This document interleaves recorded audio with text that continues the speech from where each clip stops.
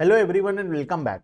आज के क्लास में हम सेंटर और स्टेट का फाइनेंशियल रिलेशन के बारे में पढ़ेंगे। मतलब बहुत सारे कॉन्स्टिट्यूशनल अमेंडमेंट के बारे में पढ़ेंगे। अमेंडमेंट मतलब चेंजेस, कॉन्स्टिट्यूशनल चेंजेस के बारे में पढ़ेंगे, क्योंकि वो चेंजेस करना बहुत जरूरी था अगर जीएसटी को इंप्लीमेंट करना था। तो हमको चेक करना पड़ेगा कि किसको क्या पावर्स दिए गए और क्या क्या ऐसा चेंजेस किया गया कॉन्स्टिट्यूशन के द्वारा, ताकि हम जीएसटी को सही तरीके से इंडिया में इंप्लीमेंट कर पाएं।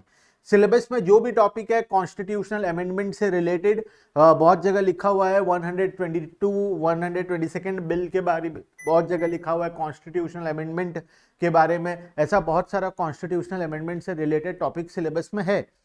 तो जो भी कॉन्स्टिट्यूशनल अमेंडमेंट से रिलेटेड टॉपिक है वो सब कुछ हम लोग यहीं पर कवर कर रहे हैं। इसके अलावा तुम्हें और कुछ पढ़ने की जरूरत नहीं है अगर मैं बात करूं तो कॉन्स्टिट्यूशनल अमेंडमेंट के टॉपिक के अंदर। ठीक है, तो ये हमारा कॉन्स्टिट्यूशनल अमेंडमेंट से रिलेटेड कंप्लीटली मैं तुम्हें बता देता हूं। सबसे पहली अगर बात करें तो हम concurrent powers, amendment of concurrent powers. Article 246A in the constitution of India has been inserted with effect from 26/9/2016। 26/9/2016 को आर्टिकल नंबर 246A को इंसर्ट किया गया कॉन्स्टिट्यूशन ऑफ इंडिया के अंदर। उस आर्टिकल के अंदर क्या लिखा था? To give concurrent powers to parliament and legislator of each state. Concurrent मतलब दोनों को, बहुत सारे जन को जब मिलाकर पावर्स देते हैं उसको कॉन्करेंट पावर बोलते हैं। तो यहां पर पार्लियामेंट को भी कुछ पावर्स दिए गए और स्टेट लेजिस्लेचर्स को भी कुछ पावर दिए गए। कौन सा पावर था वो? To make laws with respect to goods and service tax imposed by union or by legislature of such state. For this purpose, state will include union territory with their separate मतलब सभी state के अंदर union territories already cover है, ये हमें बताना चाहता है। तो ओवरऑल इस पॉइंट से हमें क्या समझ में आया? आर्टिकल नंबर 246A जो था वो कॉन्स्टिट्यूशन में इंसर्ट किया गया। कब? 16/9/2016 को। वो हमें पावर देता था, कॉन्करेंट पावर देता था पार्लियामेंट को भी और स्टेट लेजिस्लेचर को भी कि तुम अपने अकॉर्डिंग जीएसटी लॉस को बना सकते हो। ओडिशा का पार्लियामेंट, ओडिशा का जो लेजिस्लेचर है वो ओडिशा के अकॉर्डिंग पावर के अकॉर्डिंग लॉस को बना सकता है। छत्तीसगढ़ का लेजिस्लेचर छत्तीसगढ़ के अकॉर्डिंग जीएसटी लॉ को बना सकता है। हर एक स्टेट, हर एक यूनियन टेरिटरी अपने अकॉर्डिंग लॉस को बना सकते हैं। ऐसा पावर कौन दिया? कॉन्स्टिट्यूशन ऑफ इंडिया दिया। कॉन्स्टिट्यूशन ऑफ इंडिया में लिखा गया कब? 16/9/2016 को आर्टिकल नंबर 246A के अंदर में। ठीक है, चलते हैं नेक्स्ट पावर क्या देखते हैं। Amendment for exclusive power of central government. कुछ पावर सेंट्रल गवर्नमेंट को एक्सक्लूसिवली दिया गया कि सिर्फ तुम ही कर सकते हो और इस काम को कोई नहीं कर सकता। वो क्या था? आईजीएसटी से रिलेटेड कोई भी अमेंडमेंट लाना है, कोई भी चीज लाना है, कोई भी लॉ बनाना है, कोई भी रूल्स एंड रेगुलेशन बनाना है, कुछ भी चेंज करना है, तो उसका पावर एक्सक्लूसिवली किसको दिया गया है? सेंट्रल गवर्नमेंट को दिया गया है। ठीक है, तो पढ़ते हैं इसको। As per article number 246(2) the constitution of India as amended with effect from 16/9/2016, parliament will have exclusive power to make laws. Parliament मतलब सेंट्रल गवर्नमेंट ही हुआ।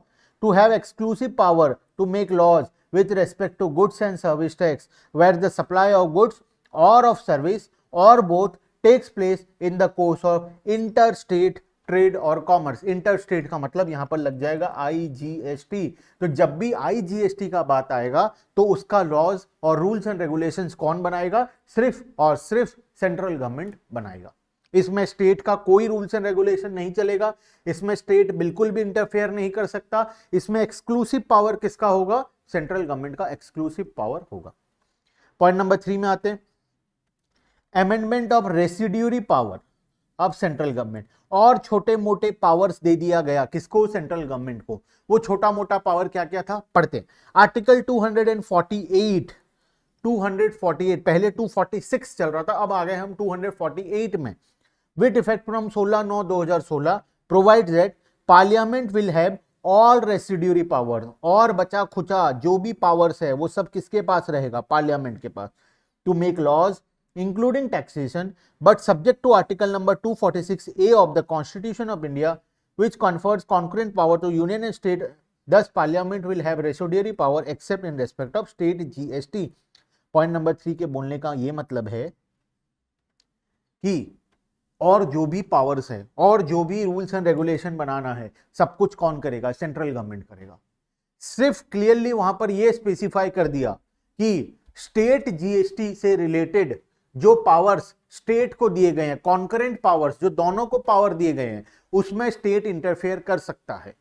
उसके अलावा किसी और मैटर में स्टेट कभी भी इंटरफेयर नहीं कर सकता। ऐसा कहां लिखा है? Article number 248 of the constitution में लिखा है।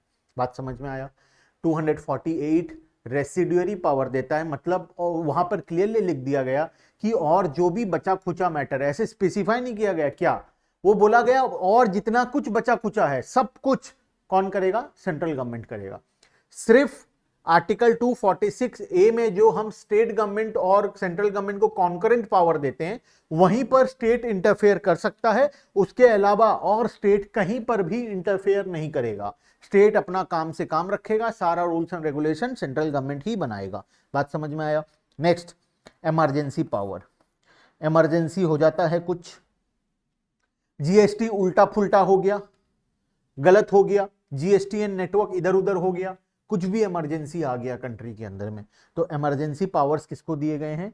Article number 250 of constitution of India में लिखा गया है, amend the provision for emergency powers of parliament to make laws for whole or part of India with respect to GST. Emergency के time भी या कोई इमरजेंसी रूल्स एंड रेगुलेशंस बनाना है या कुछ भी ऐसा हो तो पार्लियामेंट ही इसमें रूल्स एंड रेगुलेशन बनाएगा। ठीक है। Point number 5, duties levied by union and collected and apportioned by state.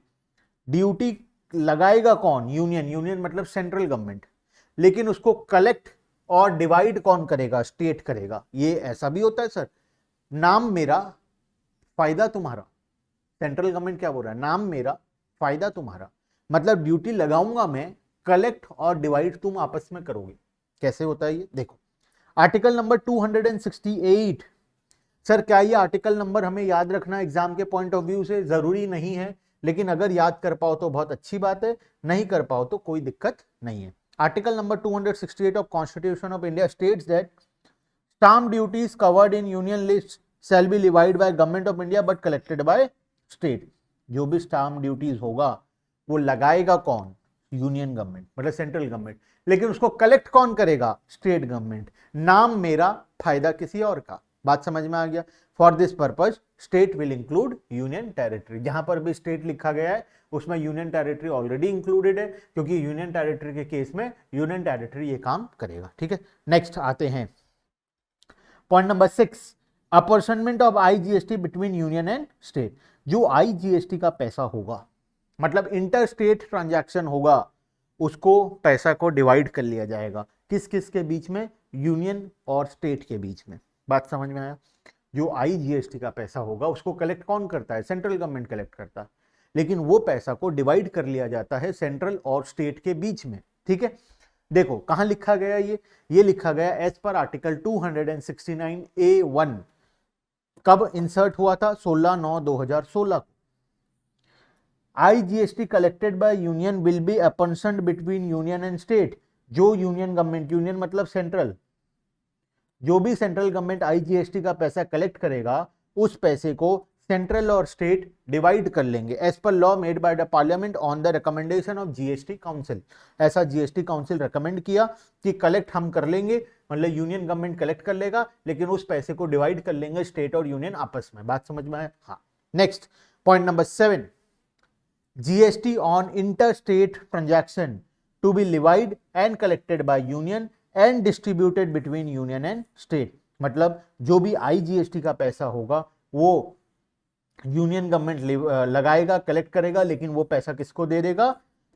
Union और स्टेट के बीच में वो डिस्ट्रीब्यूट हो जाएगा, जो कि हम ऑलरेडी पढ़ चुके हैं। सर दोबारा क्यों दिया गया है? वहां पर आर्टिकल नंबर के साथ नहीं दिया गया था, 269A में लिखा गया है कि जो भी आईजीएसटी का पैसा होगा वो पैसा कलेक्ट और लेवी कौन करेगा? Union government. कलेक्शन का जिम्मेदारी यूनियन गवर्नमेंट का, लेकिन उसको डिस्ट्रीब्यूट कर लिया जाएगा यूनियन और स्टेट के बीच में।